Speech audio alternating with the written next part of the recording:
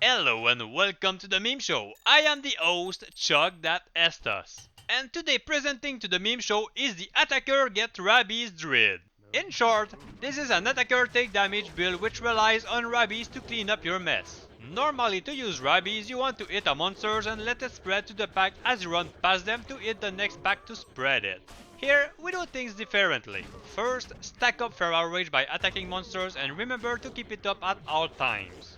Then run up to a monster pack, hit them with Rabies, but instead of moving away from them, you move to the next pack by staying in melee range of everything. You want to move along the pack to allow as many of them to hit you. Do not worry, we are the tankiest Dago in the West, and if something ever hits you, you have enough leech to heal yourself, your Merc, and the people from the next 3 games after this one. Ignoring the Thorn aura from my Merc, I have 8775 attacker take damage. Rabies with Grief will do 29k damage, with Plague Bearer Swords it's 42k, but I get to that soon enough. This build is great for mapping, can tank a lot of stuff as has insane sustain, enough physical damage to deal with poison immunes, on top of that Feral Rage will make you the quickest boy, and a great bonus to your lifesteal, damage and attack rating. Use it to deal with immunes and keep it up at all times. Both Soul and Witches will one-hit themselves, so that is pretty awesome. However, it struggles a bit with bosses and some monsters like the Balrog from the Throne map.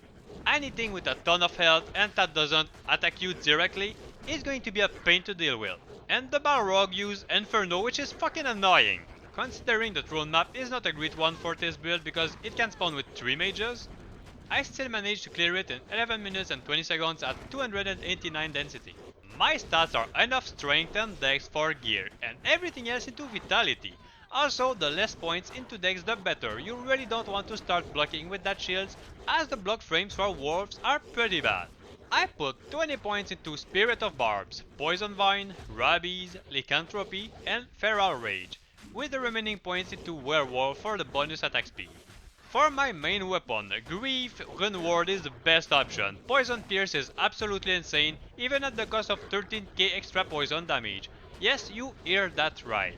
Plague Bearer will bump your Rabies damage from 29k to 42k, but honestly, you lose so much from using it that it's really only good as a budget option. You lost a ton of physical damage, meaning your sustain will take a huge hit, and the lower Poison Pierce makes your overall damage worse than Grief. Maybe the maximum sockets and facet will be better, but for the loss of physical damage and sustain it simply isn't worth the trouble. My helm is Ferocity. There are however other options, but the attacker take damage, taunt, lifesteal, high defense and cannot be frozen made it an excellent choice. More options would be Spirit Keeper with Rabies skill, Cerebus for more physical damage, Jalal for skills, resistances and bonus AR, or even Steel Shield for the faster block rate. And if you really want to max out on attacker take damage, the helm from the Triangle set offers the most ATD damage of all helms. My Amy is Metal Grid. It has a ton of attack rating, resistances and 900 ATD. I wouldn't pick anything else. My armor is still Carapace.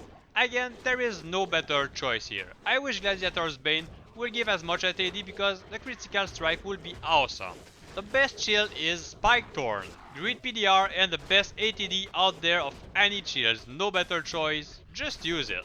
Verdango Belt for the extra PDR and life. Trek Boots, Arthos are the only one giving attacker take damage. The gloves has 3 options. Soul Drainer grants dual leech and increase the ATD damage a ton.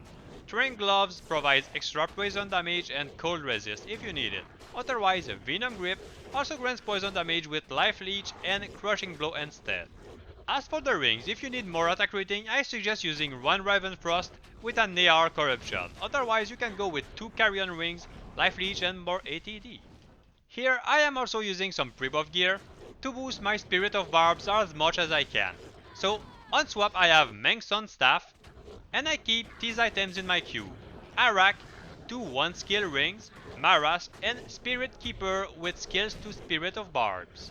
As for the effects of my ATD damage, Cows will 3-hit themselves, the Eldritch and the Throne maps 1-hit themselves, the Hunters 2 hits, the Lancers 3 hits, Soul and Witches 1 kill themselves.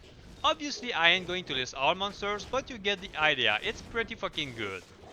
I do hope you enjoyed this build and start collecting some good ATD items instead of dropping them on the floor, you bunch of clueless Furbies.